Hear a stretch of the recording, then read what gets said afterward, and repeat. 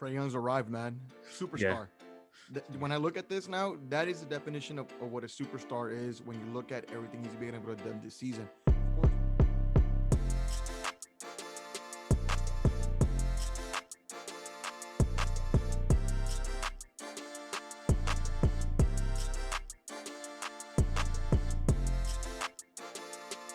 Hello and welcome to the Friday, June 25th edition of the TV on Basketball Podcast with your host, TV. Hope you're all having an awesome day and thank you for clicking on to watch or listen to today's episode. Before we start, I do have to plug my other platforms. Remember to follow at TV on Basketball on Twitter, Facebook, and Instagram for updates on the podcast and for other great content. If you're on YouTube, remember to like, share, and subscribe. Hit the notification bell so you won't miss an episode and just show your support. That would be highly, highly appreciated. And for all my podcast listeners, remember to subscribe if you're on Apple, leave a review. And for my Spotify, Anchor, or Podbean listeners, just support in any way you can. I really do appreciate all of you. I have an awesome show lined up for you today, and we also have a returning guest. He was on here a couple weeks ago, but our time was cut short because my man is a busy man. But we got some time in today. It's gonna be a nice chill podcast episode today. I have back Joe from the Critical Condition Sports Podcast. How's it going, my guy? It's going great, brother. Happy to be back. Yeah, it's going to be an awesome episode. Crazy NBA playoffs so far. I think there's going to be a lot to talk about. We've been talking about it all week, Joe and I, and this guy has a bunch of stuff to say. So, with the hot takes, with the energy, we got to bring Joe back on. So it's going to be an awesome episode today. Going to be talking about the two series. Going to be talking about the NBA draft lottery, which happened this week as well, and the Team USA final roster, and maybe some other news and notes at the end, and we might just discuss that a little bit. But it's going to be an awesome packed episode. I'm going to put all the links to Joe in my description of the video and also in my link tree so you could go check out all of his stuff. He continues to put out work, lots of interviews with UFC guys. I mean, Joe, what's going on your podcast right now?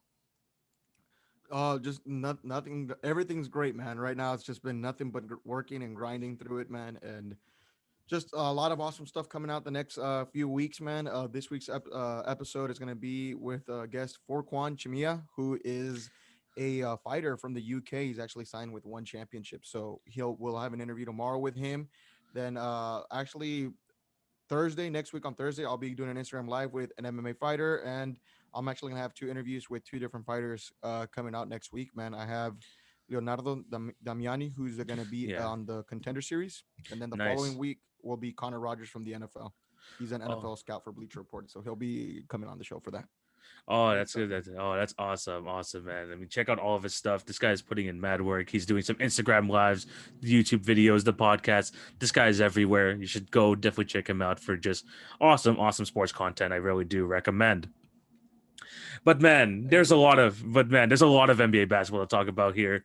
And we're gonna Oh, start off with last night's game. Yes, we're starting with the Eastern Conference Finals, game one. And the Atlanta Hawks pull off the upset, winning 116 to 113. Trae Young with a masterful performance, 48 points, 11 assists, 7 rebounds. Giannis, did his thing, 34 points, 12 rebounds, but Trae was just on another other level yesterday. Drew Holiday, 33 and 10. And also on the Atlanta Hawks side, John Collins, 23-15 to help out Trae Young. Joe, you watched the game last night. I watched the game. We both were talking about it after the game. I mean, what did you see in that game and what impressed you most about what Trae Young did and what Atlanta did? Trae Young's arrived, man. Yeah. Superstar. When I look at this now, that is the definition of what a superstar is when you look at everything he's been able to do this season. Of course, the team is good. They have some young pieces there that are very talented players there, and they've all done their part in throughout different times in these playoffs, whether it's Warder, whether it's Collins, whether it's Capella stepping up Yeah. throughout the entire offseason or throughout the entire playoffs for them. And, props up to them. McMillan's doing a great job there coaching them. So it's been great for them right now. I think the most impressive thing is just Trae Young's consistency, man. Yeah. That to me is what defines a superstar and how they're able to take the next step. You're in the NBA, brother. Yeah. You're talented if you're in the NBA. You can put up points. Any guy can do that, man. Mm-hmm. Any guy can take you to the playoffs. Obviously, we've seen this. We've seen players that aren't known to be clutch at least get them to the dance.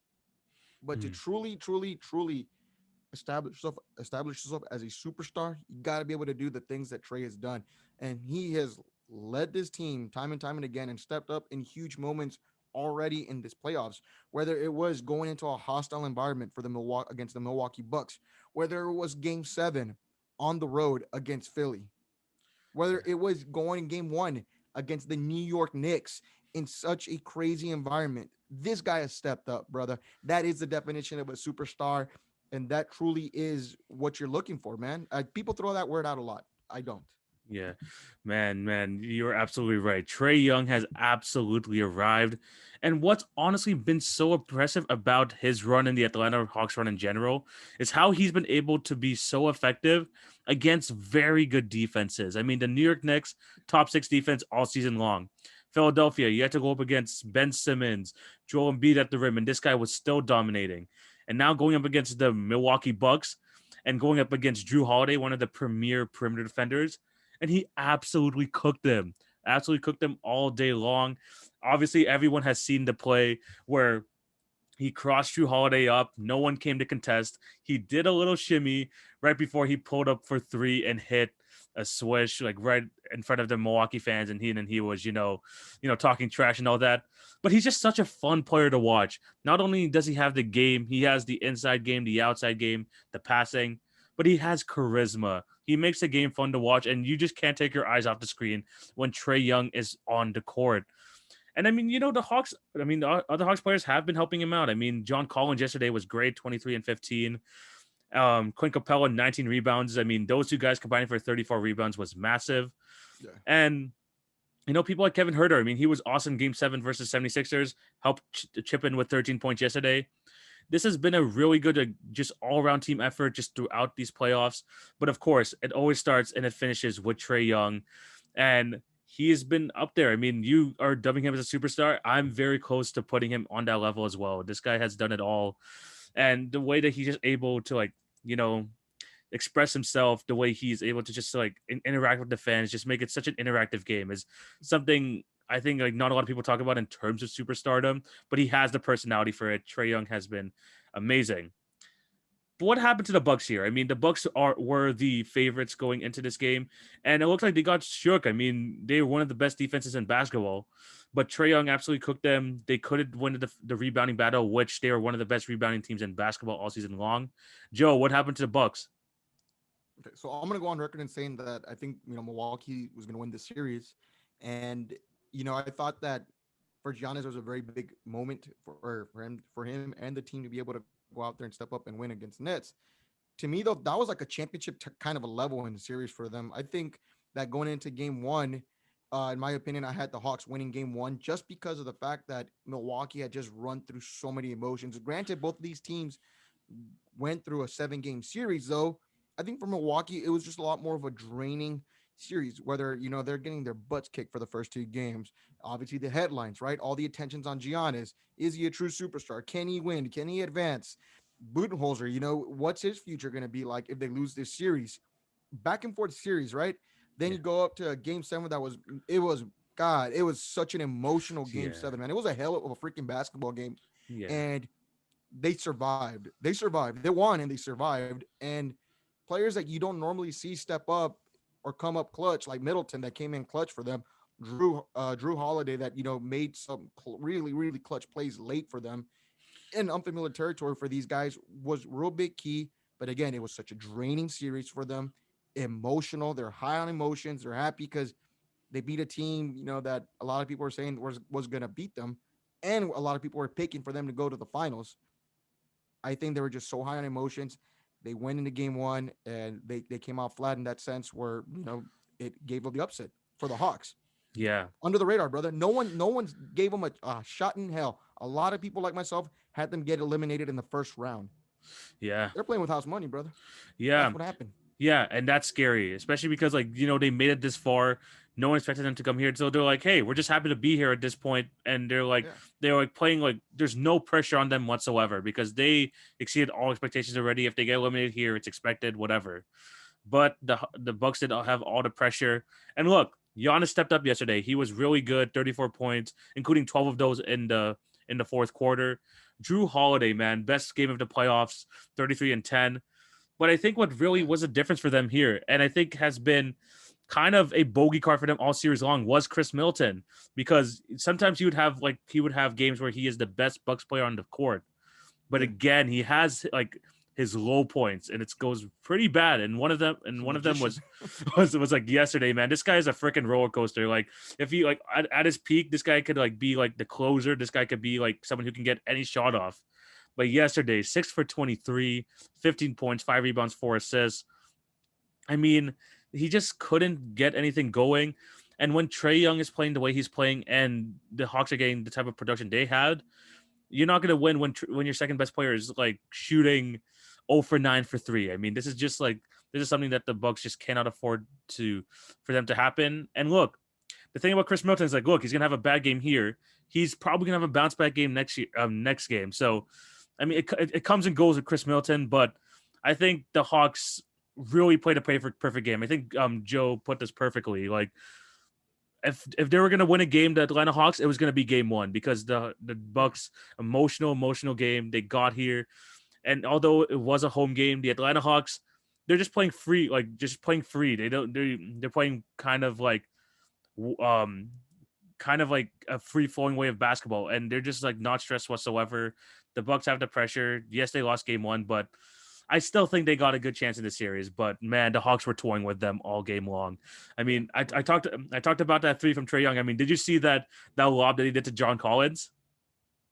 no, No. Oh my goodness. This guy, like, this wasn't even on a fast break. This guy was like driving down the lane.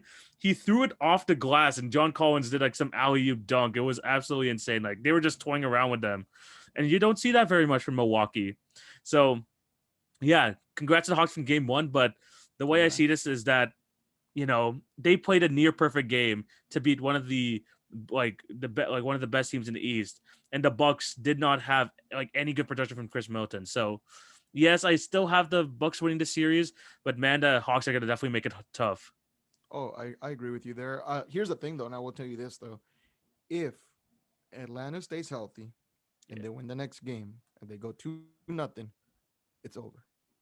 It's over. Is it I over? think You it's don't think over. that I think it's over. you I think it's over just because there's I know there's a lot of firepower, but they're again, if they're healthy, man, if they're healthy, and again they have like each a random player on there is gonna step up and have good games to be able to give them an extra push there, man. So I think it's over if it's they're healthy and Atlanta wins game two.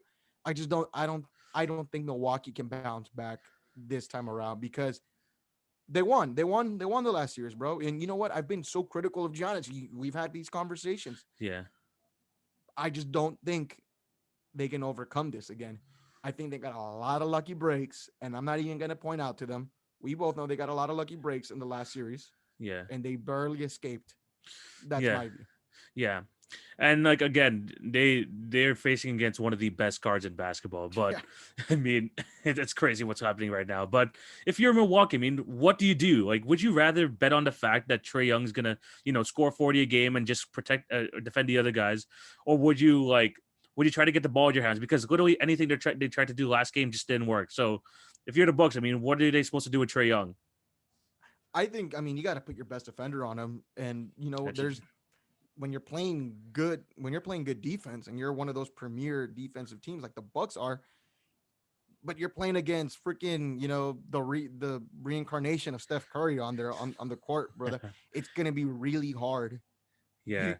You can't stop him. Your only hope is that you catch him on off night or you slow him down. Kind of like how the Mavs went about it with Luca, and they, by that I mean the Clippers. Sorry, Yeah. Clippers went about it with Luca. I mean they couldn't slow him down. They put Kawhi on him, and Luca was still dropping 40.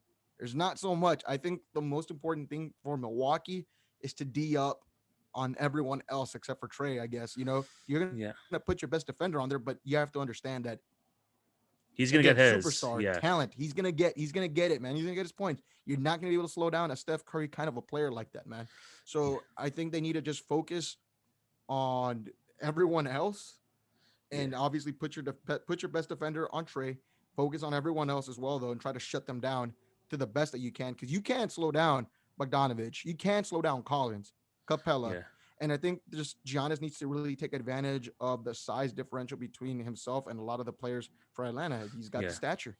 Yeah, and the thing is, I mean, they did have their best like perimeter defender at the least on Trey Young, but he just kept getting cooked all game long. Drew Hall, Exactly. There's it not much you happens. I can mean, do. there's not much you could do, man.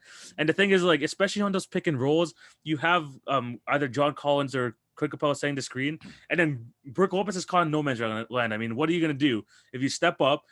He's just going to throw a lob to them, as seen multiple times throughout the playoffs.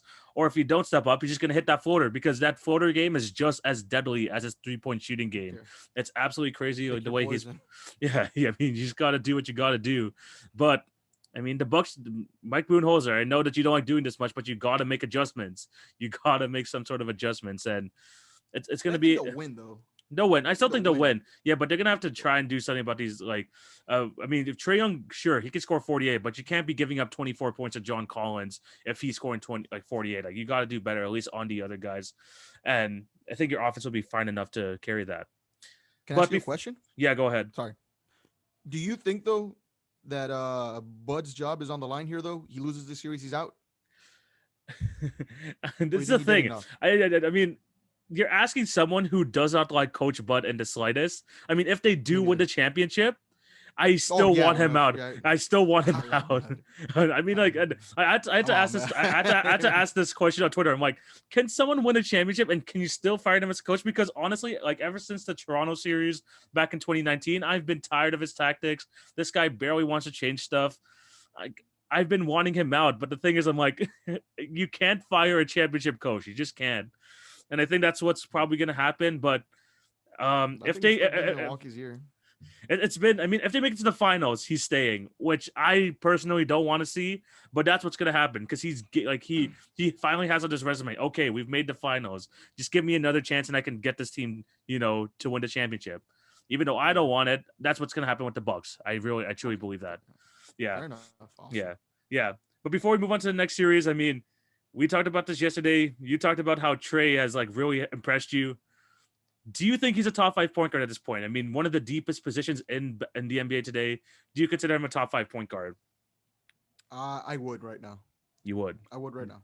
I would. Yeah. I Yeah. would right now. I mean, when you look at these players, and obviously people want to say, "Oh, Kyrie Irving" and stuff like that. Let's just take that for example, right? Because we obviously know the best ones like Steph and Dame, right? Yeah. But obviously when you get to 4 and 5, it's interchangeable. He's better than Kyrie right now just because of the fact that look what was Kyrie Irving before LeBron James walked into his life in Cleveland. What were they? Nothing, right? Fair. Dysfunction, right? And it's Yeah. dysfunction. It's hard to overcome. I mean, Atlanta Hawks, they weren't world beaters. They were a below average team at best. Never really done anything. Never won a championship. Similar like how the Cavs were. Mhm. And this guy, within the first few seasons of his career, without getting a LeBron James player to go with him and help teach him manners and stuff like that, and Mhm. or coach him like that, he went out there. Granted, they built a team, good team, but this guy was able to overcome so much adversity in that sense, where he was able to not just take into the playoffs, but they're competing, and that's again him without having a true superstar. Because Kyrie wasn't a superstar when LeBron went there, right? It was the Yeah. LeBron James show. They weren't anything without LeBron, and then when LeBron left, they were back to being nothing again. Yeah. And Trey Young hasn't needed something like that. And I've seen what Trey's been able to overcome, Yeah. and it's more impressive in my opinion. So that's why I put him over Kyrie. Yeah. I mean, like, if you look at the top, I think the top three are kind of set right now. You got Steph, you got Yeah. Luka, you got Dame. I think those three are the top 3 point guards. You really can't debate it. But then you got the next three. And I think that Trey Young has involved himself in those next three at the moment, where you have the Chris Paul, you have the Kyrie Irving, Mhm. and now he, I think, has joined that class. Right now, I would have him number 4, number 5. I would say number 5 at the moment. I think Chris Paul's impact and what he's been able to do for the Suns, I think, puts him over just a It bit. is. And I'm one of the Absolutely. biggest Chris Paul fanboys. I'm gonna defend this No, guy. you're right. Yeah, 100%. yeah. I mean, right now, I mean, in terms of, I mean, what he's able to do as a leader too at the point guard position, I gotta have him Kyrie just at this moment. I mean, but I think again, this type of thing is kind of flipping back and forth. But yeah, Trey Young. I mean, me and Joe both say it. He is a top 5 point guard right now. This guy's just playing absolutely phenomenal. Superstar, brother. Super. Superstar, man. Yeah, yeah. This And guy's people throw amazing. that word out, man. And nah, man, you gotta know what you're watching. That's a star. Yeah, that's a whole different conversation and like for a Yeah. whole other podcast. Like, what is a Yeah. superstar? We Yeah. definitely need to talk about that We'll down get the to that. line. But we gotta talk about the Western Conference Finals and that crazy game too. I mean, the NBA has been absolutely crazy right now, and not just because of these crazy games, but I mean, if you think of the four teams that are remaining, I mean, it's the Bucks, the Hawks, the Clippers, and the Suns. I mean, like, who would have thunk it? Who would have thunk that this would have been like the teams that are going to be in the Final Four in the NBA? But let's talk about Game 2. The Phoenix Suns escape with the victory, and I mean escape, winning 104-103 against the Los Angeles Clippers on a DeAndre Ayton alley-oop dunk to win them the game. I mean, he had a great game, 24 points, 14 rebounds. Cameron Payne, no turnovers in this game, 29 points, 29 assists. This guy was What's up with amazing. that guy, man? This guy was in I mean, discussions for being one of the worst players in basketball 2 years ago. This guy is yeah, in the Western Conference Finals, and like producing. he has to take the place of an all-time player and Chris Paul, and he's playing phenomenal. He is playing absolutely phenomenal. He's like exceeding expectations. I mean, I'm happy for the guy, but I'm like, where the heck did this come from? It's absolutely amazing. The NBA is amazing, man. But Devin Booker struggled in this game, 20 points, 5 for 16 shooting. And on the Clipper side of things, you know, Reggie Jackson with 19 points, Zubac 14 and 11, and Paul George, he had 26 points, but we're going to get into him very shortly. But Joe, I'm going to go to Joe. I know what he's going to go to next, but what do you think of this game? And, you know, do you think the Clippers can bounce back? Well, my friend, first of all, I told you I would do something, so I will Yeah. do it now. I want to apologize to Paul George because I didn't think he had it in him to be Yeah. able to move off the last series. Okay. I'm Fair. sorry, Paul. Yeah. Fair. All right, now that we got that out of the way, man, on my word here. Yeah. Anyway, so going back to this game, God, man, did Paul George just not find a way to screw this team? 2 free throws, right? Right. Yeah. That's a 8 seconds whole other left. story here. 8 seconds left. God. Anyways, man, I think Phoenix, it's over. Phoenix is gonna win this series. Phoenix is gonna win this series just because of the fact that Booker, without Chris Paul, without their fearless leader, the reason that wheel keeps on spinning, and Devin Booker having a terrible game to his standards, right? Yeah. Because he is a very, very great player. He is a Yeah. star, not a Yeah. superstar, but a star, Start for yeah. and he's fantastic. And again, he didn't have a crazy Devin Booker like game like in game one. And man, they were still able to escape with the win. Seeing the way that Paul George obviously blew that game for them shows me obviously why Paul George isn't a number one guy. He can Yeah. show up on occasions, but I just felt terrible for the Clippers because they fought, they busted They their deserve to butts. win. They deserve to win. They did, and that kind of crap happens at the end. Granted, I mean, whoever drew up that play, the head coach or the execution Phenomenal. was just Yeah. on point. Yeah. From the coach to the game plan to the The pass execution to the was yeah, it was amazing. Yeah. phenomenal. Phoenix deserved to win too, and no, I'm not going to take anything away from them. Obviously, I'm not going to say, "Oh, that was lucky." I mean, brother, the execution was just on point, and I mean, again, they deserve to win as well. And obviously, the team that had the ball at the end made the play, and Phoenix did that. So Yeah. nothing but respect. Yeah, obviously, we have different feelings about what they've been able to accomplish this season. Yeah. Granted, but they won the game and they were the better team, and they are the better team in this series without the Clippers having Kawhi there. Again, Yeah. Yeah. Phoenix won. That's Yeah, I mean I felt bad for Paul George because he brought him back in this game, which was the thing, and he hit 2 threes in the final 5 minutes. This guy hit a mid-range jumper, which got him back in the game. But people will always remember what you did last, and those two things. As much as people want to say, like, I'm not blaming Paul George for the entirety of this game, but he just I'm needed to not hit one. He just needed to hit one to even at least send it to overtime. Because one if to it keep was, your guys alive. yeah, just to keep him alive. But missing both, man, that was just hard to watch. And the Suns, fair play. That execution was beautiful. They did this this is the second time they've done this in the last 4 years. They did it when they had Jay Triano in 2017, and they did the exact same play to Tyson Chandler where they knew, look, if the ball goes over the rim on an inbound, I mean, it's not a shot, so you could do, that basket interference thing that doesn't apply to an inbound pass. So they knew what to do. DeAndre Ayton went and got that ball, dunked it down. They got the win. Fair play Execution. to them, especially because Devin Booker, like I mentioned earlier, 5 for 16 shooting, Pat Bev was bothering him all game. Obviously, you saw what happened with his nose and Patrick Beverly's head. That was an ugly, ugly collision. So, but the Suns were able to pull it out. Cameron Payne was just a masterful in this game. DeAndre Ayton won the big man battle once again. But yeah, I mean the Clippers. This is their opportunity to win. Paul George just couldn't hit a free throw, and now they're down 2-0. I mean they have done this. They've won both series earlier this postseason where they've come down from 2-0 deficits. But the difference now, and Joe mentioned this, there's no Kawhi Leonard. There's no Kawhi Leonard, man. And the Clippers had their chance to get any of these two games, especially with the Suns without Chris Paul, and they were able to get it. So I am in the same boat. I mean, it just really does feel like it's over for them. But I mean, I don't think Kawhi Leonard's coming back, man. Like, do you think he'll come back? No, not the way it's looking like. He's out game three. I mean, let's just say, right, the Suns win game three, and what's the point of him coming back? At that point, of Yeah, course. I mean, like I you think don't want to force it things, right? sucks. It sucks Yeah, it because sucks. it does suck. And the Clippers, fair play to them. You mentioned, I mean, they won those last two games in Utah without him against a healthy Utah team.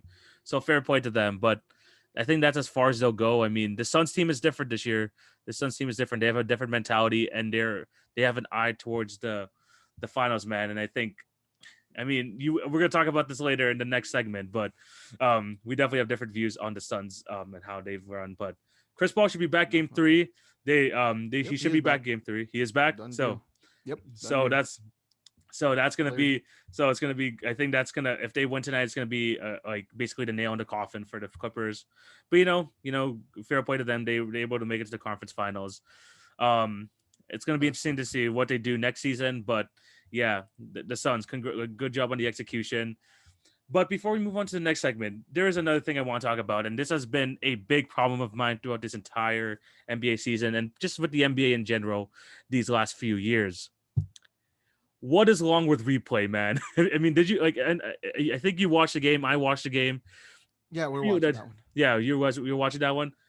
The last two Yeah. minutes of this game took 33 minutes because of all the replays, all the stoppages, all these stupid calls, and it took 33 minutes to finish the last two minutes of basketball. It's absolutely ridiculous. It took them like they didn't know what calls to make. They took like 10 minutes on review. Like, oh man, it was so hard to watch. I mean, as someone, I mean, obviously the NBA is not your first sport. You do watch football, you do watch some UFC, MMA, but as a viewer, I mean, this is ridiculous, right? It is very ridiculous, man. I think that the NBA is the only sport, and I think it's fair. Maybe you can correct me, right? But I've always felt this, even growing up as a kid. The NBA is the only sport that can turn 30 seconds into like 30 minutes, in a game of basketball. And I remember I was watching the Boston Celtics play, and the game was like out of reach, right? But there was still hope, right? You need like Yeah, three pointers to get back in the game, right? It was like 20 seconds left. I'm like, God, why are they reviewing this forever? It's only 20 seconds. Let them lose already. That's it. It's done.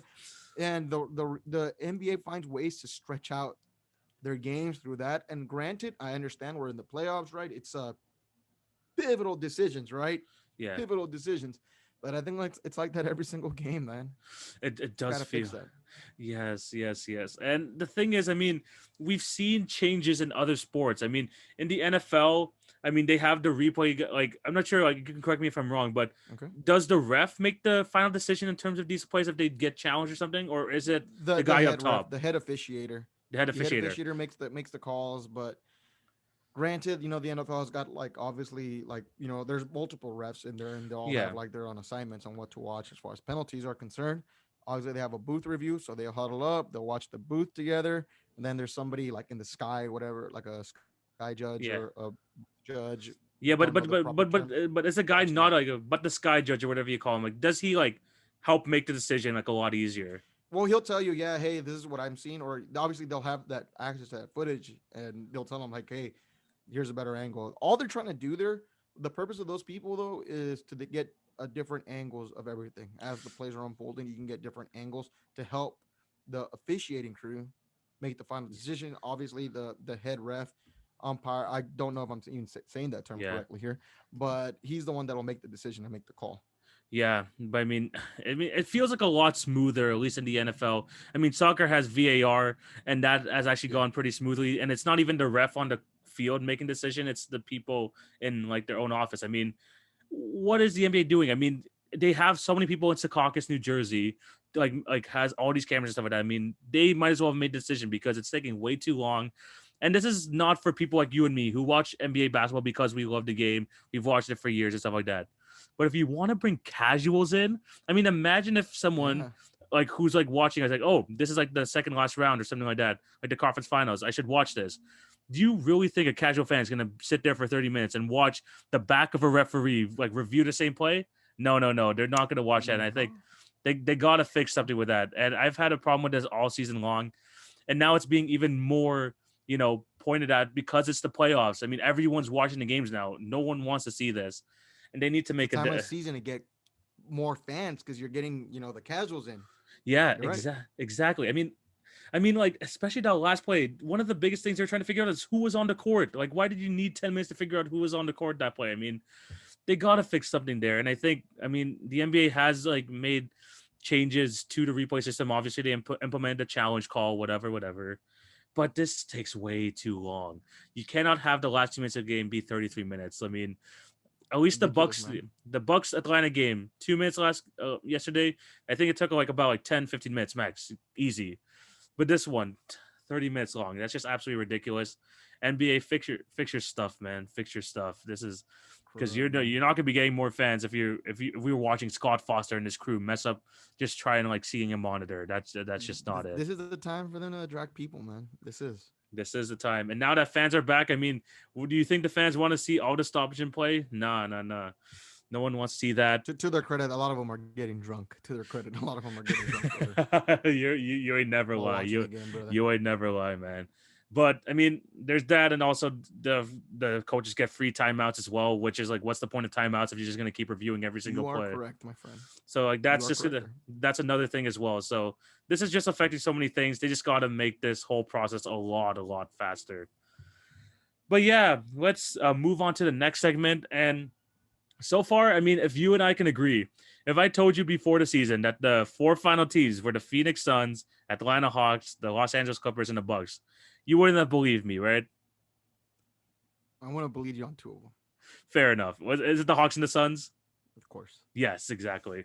I mean, it's just been a crazy, crazy season. We got two teams in the finals that I don't think anyone expected them to go this far, but it's been an awesome, awesome playoffs, and all of these teams have a argument for having a very, very impressive run.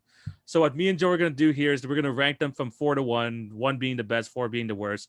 The four teams who have had the most impressive runs so far in the playoffs. We've had a little bit of debate on this yesterday. I think like we both have different things. I think number one we have the same, but in terms of the rest, it could get a little bit different. But Joe, Of course. if you were to rank these four teams and how impressive their run has been this season, how would you rank them? I'd rank four would be LA Clippers. LA, Third would be Milwaukee, and I would yeah, and it'd be two and three are really hard for me. yeah.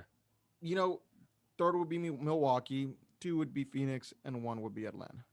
Okay, okay. So like, go through your process. Like, why did you put Atlanta like number one and stuff? LA, I mean, again, no one really knew what to expect from them. The whole Kawhi thing and Paul Yeah, George, obviously, and then when yeah, Kawhi went down, everyone's assuming that all right, well, it's over. Yeah, Paul George has stepped up, but as we saw the last game, I mean, Paul George is doing Paul George things. So yeah, that's one. It was impressive seeing how they came through and able to overcome those 2-0 deficits, right? But again, I mean, they shouldn't have even been in that situation. And again, with Kawhi, anything was possible. yeah, So third, so that's why I'm fourth. Third, Milwaukee. That series against Brooklyn was impressive that they were able to win that after getting shellacked the first two games. But again, yeah, dealt with injuries. They got lucky. They got a nice little card, and they went up against a Boston team in the first round that really wasn't very good without Jalen Brown yeah, there. yeah, And I don't buy into the whole Jason Tatum's a superstar kind of thing, but we'll talk about that another day. yeah, Not really impressive win for me. Second, Phoenix. To be quite honest with you, it's still not very impressive for me. It is impressive, I guess, from where they came, last season, how they didn't handle their business and they learned from them that fueled them. But this was pretty much the identical team. They needed Chris Paul to come in and fix them, and obviously that's why there's free agency. You bring in players, right, to take you to the Yeah. next level. Chris Paul went in there and showed these kids what's up, but they've gotten a lot of lucky breaks. Less than a Mhm. hundred. They haven't played a team that's been at 100% yet. They got a Yeah. break with LeBron and AD, and they got another break with the Denver. Jamal Murray, I don't really think highly of him, right? But regardless, he was down. He probably would have made a difference. It would have at least given him a little bit more of a fight. Wouldn't have been a Mhm. sweep. And then now with the Clippers, I mean, they're not at 100% right now. Their best player is out, and there's other injuries going on to other key players for them that are key players because Kawhi's not there anymore. So that's not really impressive in there. You want to win. You want to win. I'm a fan of sport and winning fair and square. And obviously, albeit the Suns weren't the ones injuring these people, obviously Yeah. they're taking care of their business and they won. And not just anyone can go out there and win. So I respect them for that. But it's just you want to win at your best. You don't want to win like that. You don't want to beat people. You want to beat people at 100%, right? Who knows, right? Maybe I'm the Yeah. crazy one. Anyways, Atlanta Hawks though, just seeing everything that they've had to overcome. Atlanta, obviously, like Phoenix, not really known for a crazy hotspot when it comes to championship pedigree or a historical city when it comes to truly, having a long history of winning, like San Antonio, for example. Mhm. Throughout the dynasty, not really respected there. Obviously, they were about an average to below average team. Trey Young and everything that team was able to overcome. Trey Young was good, but they weren't winning like last season. Yeah. And now they got off to a rocky start after some good free agent acquisitions, and they were able to overcome the head coach getting fired, a rough start, going on to the playoffs, not just making the playoffs, but remember, people were saying, oh, if the Knicks can draw Atlanta, they'll be able to win. That'll be an easier team to beat. Yeah. Going out there and game one, Madison Square Garden, hostile environment, emotional night. They were able to go out there, win, and overcome that. Next series, tough series against Philly, Mhm. but went on the road for a game seven and won. Yeah. And now going through there, Milwaukee, albeit I had picked them to win, again, Philly's gonna thrash them, and hell, they still could, right, for win Yeah. 4 games in a row.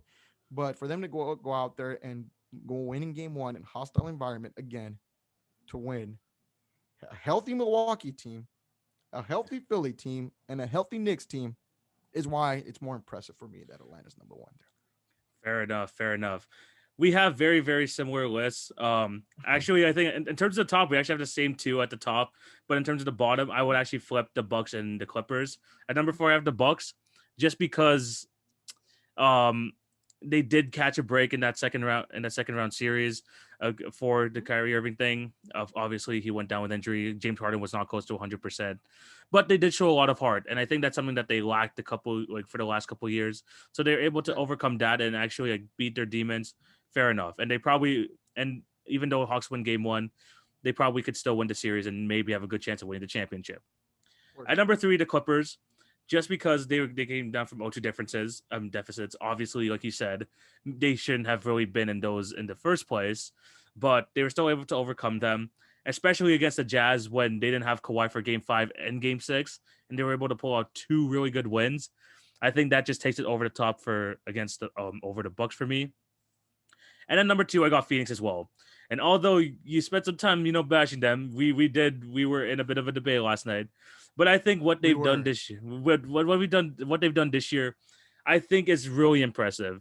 And it's mostly because you got, firstly, if you look at their regular season, obviously Chris Paul was a big part of it, but it was a bunch of guys just taking that next step. DeAndre Ayton becoming one of the better rim protectors in basketball. You got Devin Booker taking that next step in his stardom, and just so many guys around him. Cam Johnson putting up some good numbers. Mikal Bridges, Cam Payne is now one of the best backup point guards in basketball, if not the best Yeah, backup at this man. point. Like, I mean, Shocking. just it's like, I mean, like Chris Paul has had a huge impact, but everyone around him is just like taking their game to the next level, and I think that has been super That's impressive. fair. Yeah, but That's round fair. one versus the Los Angeles Lakers. Yes, LeBron and AD, fine, fair enough. They're not at 100%. But you also have to take into the fact that Chris Paul, at least for that series, was nowhere close to 100%. But the Suns team, even though they did not make the playoffs last year, have not made the playoffs since 2009, were able to stay composed. They went up against LeBron, although probably at 80%, but they still were, threatened by the matchup. Devin Booker stepped his game up. DeAndre Ayton stepped his game up, and they were able to compensate for the fact that Chris Paul had his shoulder issues, and they were able to overcome that too. Round two, fair enough. They went against the MVP. Still impressive that they were able to sweep them. I think in a sweep, that's still pretty impressive. But Chris Paul was back. He was healthy, the best player in that series. But everyone had a big role. Again, DeAndre Ayton was massive in that series, trying to contain the Joker. Obviously, Jamal Murray would have made that a lot better matchup, but I still think that being able to sweep this team, I think, is very, very impressive. And now these first two games, yes, Kawhi Leonard has been out for the Clippers. And I know you're not a huge Paul George fan, but Chris Paul has not played a single game in this series. And this team but you could tell that this team has learned so much from him and has learned how to handle close game situations, how to when to get good shots, how to trust each other. And I think the fact that you have basically like their main core of guys here, and Mikal Bridges, DeAndre Ayton, and Devin Booker, their first playoff run, being able to go up against a Clippers team who have experienced guys in Rondo, Paul George. They have a coach in Tyronn Lue who's won a championship. They were able to get 2 wins without their leader at home because of COVID-related issues. I think that's very impressive. I don't have a number one, but I think you're really underestimating how good, how impressive the Suns run has been. I'm critical, man. I'm critical. Yeah, but I mean, come on. I mean, yes, there's been injuries, but look, and I know in a dream world, we hope that injuries don't exist. But this ain't NBA. This ain't NBA 2K. This is a game of basketball. Injuries do happen, and in pressure moments, the Suns has been able to show us that they are able to handle these pressure moments, even with obviously they're missing some guys on the other side. But this is their first playoffs, man. This is their first playoffs. You got to give them some sort of love. They took care of their business, brother. Hey, they took care of business. They were in the playoffs. They took care of business. They weren't even the playoffs. I'm just saying. I mean, took care of their business, brother. You're right. But I'm telling you, you're right. You're right. Yeah. You're okay. right, brother. They took care of they did their job. They did their job. You are correct, my friend. It's just the way you're going about it, bro. But I agree with you. But I'm saying you are right. I'm saying you are correct, and I am saying this on camera. You are correct. You're right. They took care of their business, brother. And you know what, though? Yeah. They didn't go out there and hurt these players. So you're right. They took care of business. Okay. So, number one. Me and TV were going at it last night, guys. Okay. Number one, we got to go to the Atlanta Hawks for everything he just said. I mean, this team was 14-20 when they fired Lloyd Pierce. This guy, they were the 10th seed in the East. They bring in Nate McMillan. They go on this crazy run to end the season. And then in these playoffs, going up against the New York Knicks team, who I even had the Knicks winning the series as well. I had them winning in 7. The Atlanta Hawks I had the Hawks winning in 7, but they did it so much earlier. They were able to take care of business and they just dominated in 5, man. Last series, it looked like it was all but over. The 76ers, number 1 seed all season long. But the Hawks fought through. Trae Young went up against one of the best defenses in basketball, did his thing. The Atlanta Hawks were able to pull out a victory over a top 2 MVP candidate, an all-star in Ben Simmons, who I don't want to talk about right now. I'm still pissed at him. But they went up against one of the best teams in the East, and they were able to win a tough Game 7 on the road.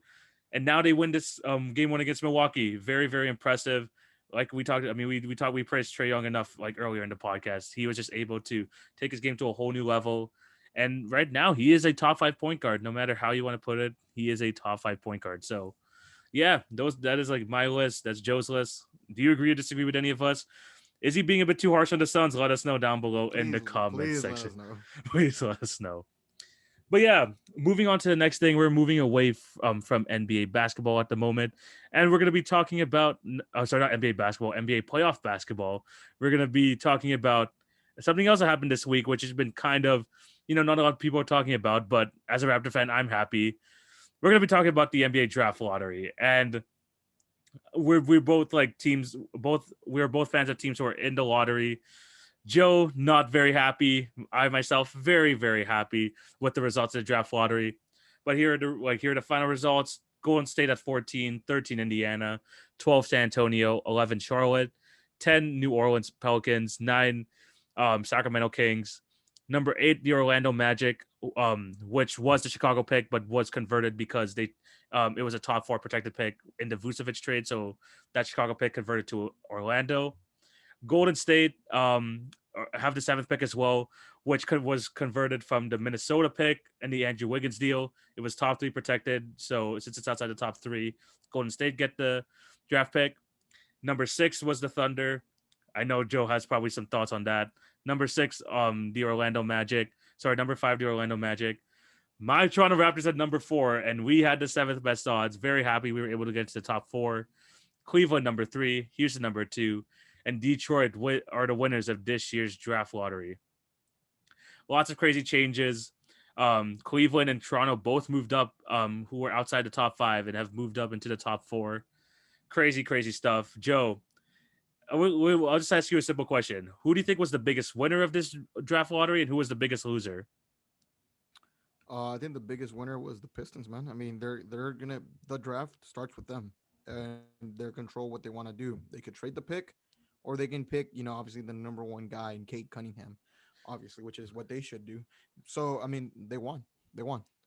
Yeah, I mean, I think it starts with that. yeah. For the biggest winner for me, I'm gonna be a bit biased here. I mean, he's won Detroit. I mean, it makes sense. Detroit got number Yeah, 1. They're gonna get Cade Cunningham, the consensus number 1 guy in this draft. But I gotta show my love to my Toronto Raptors for a crazy praise to season them. and Tampa. Um, with the 7th best odds, things just did not go well with the whole Kyle Lowry situation, all the injuries and stuff like that.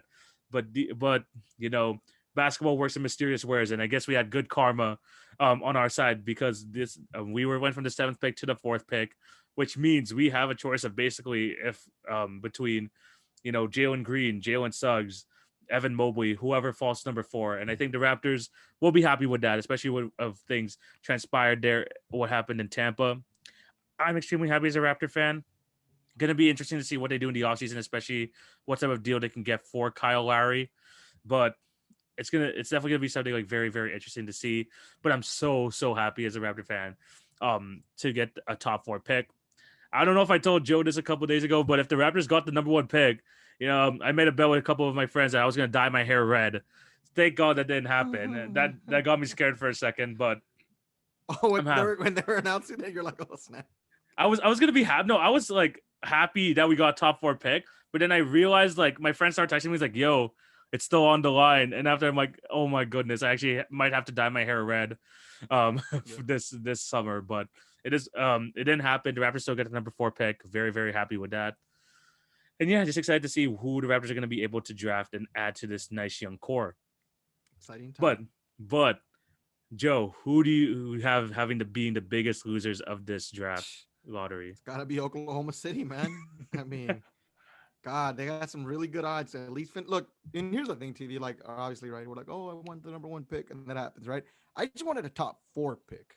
I would have been happy with a top 4 pick. I wasn't trying to be greedy and be like, oh, the high. I mean, yeah, whatever, right? We all want to. I was Yeah. just happy. I would have been happy with the top 4. And then the fact that the Houston pick was, I believe it was a top 4 protected. Yeah. Houston got to keep it, so they got screwed like twice on there. Yeah. So I think it's OKC. Obviously, again, everyone's talking about top 5 prospects being the thing. Such an Oklahoma thing for them to happen. They're 6 outside of the top 5, and I think it's just, if anything, it just raised more question marks on the future of this franchise. And there's been question marks the last, Yeah. ever since KD left. There's been a lot of question marks, and obviously, it's only gotten worse since Russ left and PG. So unfortunately for Thunder fans, there's just a lot more question marks to be made. And like I talked to you, what Yeah. is going on with Sam Presti? Like, yeah, you can control it, but people have been saying you can control the draft for the last couple of years. You traded Paul George last year or 2 years ago. Yeah. you know do something. Yeah. I mean, as a Thunder fan yourself, I mean, you have all this draft capital with you right now. I mean, this is a really good draft. And we discussed this. The top 4, top 5 guys look like to be like game changers for a franchise. Do you think the Oklahoma City Thunder should just trade up? I mean, they already have all the assets in the world. I mean, if I'm them, I would be trying their best to trade up into the top 4. Maybe look at Cleveland. Maybe you can send them a nice little package. Maybe you could do something with Houston. I don't know, but do you think Sam Presti should um, trade up into the top 4? I think you should, man. I think that over the next couple of years, obviously, and a lot of people have told me this, that okay, well, they control the draft for the next few years. Yeah, man, but let's just say, like, you got to do something with those picks, right? TV, because realistically, Yeah, and again, you're like the basketball expert here. Let's just say, what is it? 17 first round picks, right? Let's yeah, just say it's 17, 17. Okay. yeah. So realistically, and through your experience of watching basketball, let's say you use all 17 of Yeah. those picks. How many are you going to hit on realistically? Realistically, We're not going to hit on all of them, right? Jesus. I'm not. You'll be lucky to get 40%. You'll be lucky to get 40%. So I'm gonna say Okay. like just realistically, I'll say out of the 17, 4 or 5, 4 or Okay. 5. To hit. Yeah, to Yeah. hit But I mean, and that's 17 picks. And that's, over the next, what is it, 6 years? 5 or 6 years. Not sure. At Yeah, least yeah, 5, 5, 6 years, brother. yeah, And so, yeah. So, I mean, you're going to miss on 10, 11, 12 of those picks. yeah, What's the point? Use it to get somebody.